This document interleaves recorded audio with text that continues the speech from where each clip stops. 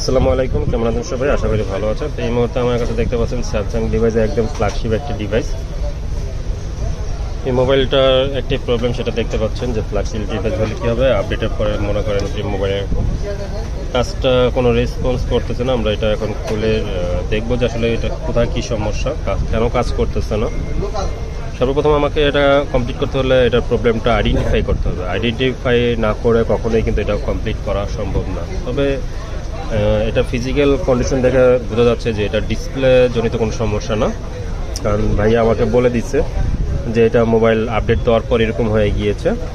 তো সাধারণত শাওমি সেটগুলোতে এরকম দেখা যায় যে আপডেট দেওয়ার পর আপনার টাচ কাজ করে না, ডেড হয়ে যায়, ক্যামেরা কাজ করে না। স্যামসাংয়ে এরকম কিন্তু কম, তবে হয়।